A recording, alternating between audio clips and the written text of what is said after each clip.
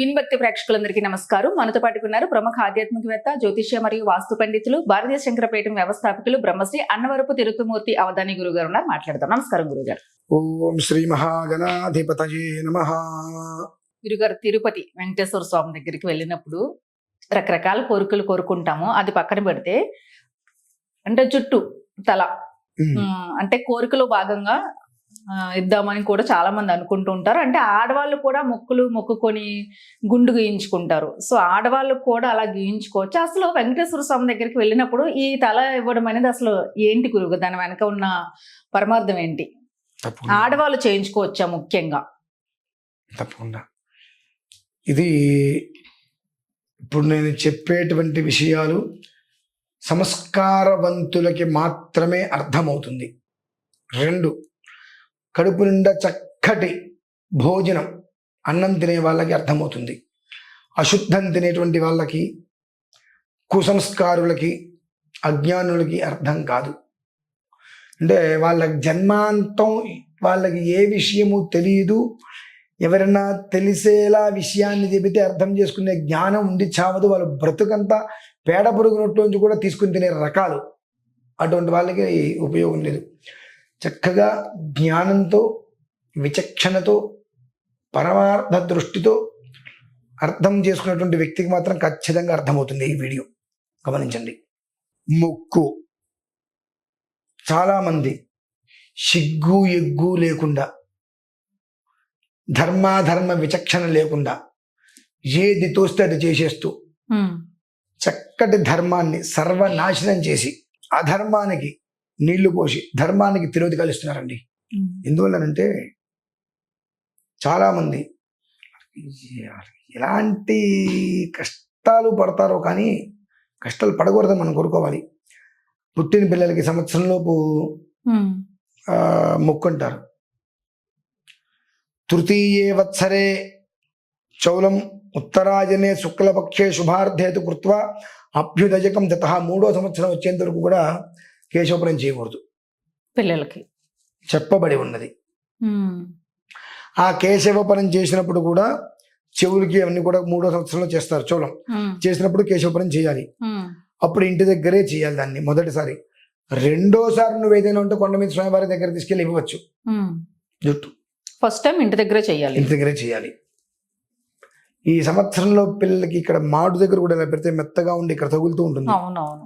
వాళ్ళకి తీసుకెళ్ళి మొక్కి పెట్టమంటే స్వామివారు ఎన్ని తిడతారో అండి. ఓ సిగ్గు లేని వాడా, బుద్ధిహీనుడా, పసిపిల్లల్ని తీసుకొచ్చి నాకు మొక్కిపిస్తావేరా నువ్వు అని తిడతారు. ఆగ్రహానికి మనం లోనవక తప్పదు.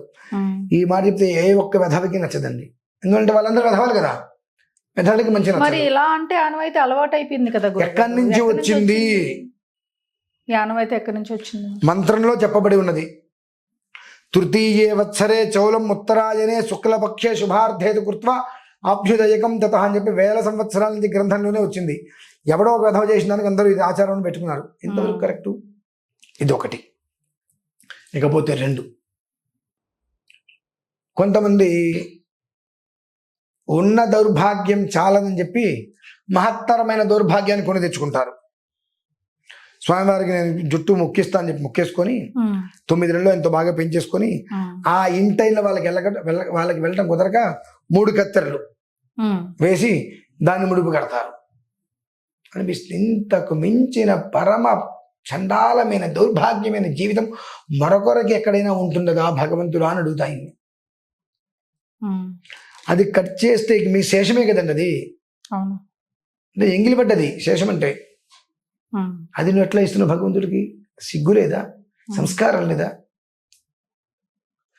వాళ్ళకి మొక్కు, ఇది నేను మొక్కుకున్నావు అంటే నువ్వు మొక్కుకోవడానికి ముందు మొత్తం గుండు చేయించుకోవాలి, మీసం తీసేయాలి, గడ్డం తీసేయాలి, మొత్తం అంతా. ఎట్లా తీయాలి? గడ్డం, మీసం పైన. మనందరం ముందు గుండు, తర్వాత కింద వస్తాం. చేయకూడదు అట్లా. కింద నుంచి పైకి వెళ్ళాలి ఎప్పుడు. అది ఒక విధానం. మన ఇష్టం వచ్చినట్టు చేయటం కాదు. అలా మొత్తం గుండు చేయించేసుకొని అప్పుడు అంటే సర్వాంగ క్షవరము అని అంటారు. అప్పుడు మొక్కు పెట్టుకోవాలి. మళ్ళీ సంవత్సరాంతం నువ్వు గడ్డం దిగకూడదు, మీసం పెంచకూడదు. ఏకకాలంగా అలానే ఉండు, నువ్వు వెళ్ళాలి. అలా కాకుండా నేను 3 కత్తిరలు ఇప్పుడు ఇస్తాను, మీ గడ్డం తీసేస్తాను, మీసం పెట్టుకుంటాను, కుదిరినప్పుడు వెళ్తాను అంటే పరమ దౌర్భాగ్యం అది. ఇకపోతే 3, స్త్రీకి ఆమె కేశవపనం ఒక్కసారి చేయించుకోవాలి. ఇప్పుడు భర్త చనిపోయినప్పుడు. ఇక ఆ తర్వాత జీవితకాలం ఆవిడ నెత్తి మీద జుట్టు మొలవకూడదు. భర్త చనిపోయేంత వరకు ఆవిడికి నెత్తి మీద జుట్టు తీయకూడదు. భర్త చనిపోయిన తర్వాత జుట్టు మొలవకూడదు. 10-15 రోజులకు 20 రోజులకు ఆవిడ జీలకర్ర ప్రమాణం వచ్చినట్టు వెంట కూడా చేయించుకుంటున్నారు. శాస్త్రం చెప్పు. కానీ భర్త బ్రతికే ఉంటాడు, కొండ మీదకి వెళ్ళి వీళ్ళు గుండు చేయించుకుంటూ ఉంటారు. అనిపిస్తుంటుంది తిరుమల మొత్తం పనికి మాలిన పెద్దవాళ్ళందరూ చేరి అధర్మాన్ని వృద్ధి చెందిస్తున్నారు అనిపిస్తుంది. ఎంతమంది వేలాది మంది చేయించుకునే పద్ధతి అదే కదా గురుగారు. మరి అదే అనిపిస్తుంది. తిరుమల మొత్తం తయారయ్యి ఆడవాళ్ళకి నిషిద్ధము, ధర్మశాస్త్రం ప్రమాణం, పనికిరాదు, మేము చెయ్యమని అనలేకపోతున్నారుగా. ఎందువలన వాళ్ళకి ఇంత జుట్టు వస్తాయి, సవరాల కింద వెళ్తాయి, కోట్ల రూపాయలు వ్యాపారం. డబ్బు వస్తున్నప్పుడు ధర్మం ఎందుకు చెప్తావు? మేమందరం ఇస్తే ఇంత ఉంటాయండి, మాకు దేనికి పనికి వస్తాయి? ఆడవాళ్ళు ఇస్తే ఇంత పొడుగు ఉంటుంది కాబట్టి అవి విగ్గులకు పనికి వస్తాయి చక్కగా. కాబట్టి డబ్బు వస్తుంది అన్నప్పుడు ధర్మం దేనికి, ఎవరికి కావాలి? అలా తయారైంది. ఇటువంటివన్నీ చూసి రురు రౌద్రక్రకలాకశ్యకునిప్పిప్ప కాతేశరవ్యాయై హరిణో మారుత అని కొన్ని మంత్రాలు చెప్పబడతాయమ్మా. ఎలాంటి దోషాలు, ఎలాంటి ప్రాయశ్చిత్తాలు ఉంటాయని చెప్పి. ఈ రకంగా మొక్కులు అనేటువంటి విషయానికి పరిజ్ఞానం లేకుండా ఎలా పడితే అలా, ఏది పడితే అది చేసుకుంటూ కుటుంబానికి హీనత తీసుకొచ్చి, కుటుంబానికి వృద్ధి లేకుండా ఇబ్బంది తీసుకొచ్చేటువంటి వారు చాలామంది తెలియక పాపం. కొంతమంది వాడేమని అనుకుంటాడేమో చేస్తారు, కొంతమంది తెలియక ఇలా చెయ్యాలేమో అని.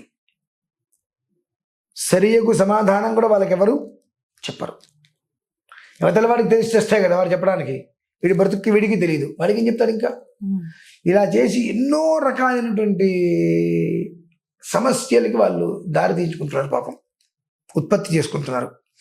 అటువంటి వారందరికీ కూడా ఆ స్వామివారి యొక్క అనుగ్రహంతో తెలుసో తెలియకో ఇలా అపరాధాలు చేసిన వాళ్ళ యొక్క పరిపూర్ణమైనటువంటి అపరాధాన్ని క్షమించి, వాళ్ళ అపరాధాన్ని పరిపూర్ణంగా క్షమించి వాళ్ళకి చక్కటి పరివర్తమానం జీవితాన్ని అనుగ్రహించు తండ్రి అనే ఒక ఉద్దేశ్యంతో 21వ తారీఖు సమాన స్థితిలో మనిషి జీవితాన్ని ఎప్పుడూ కూడా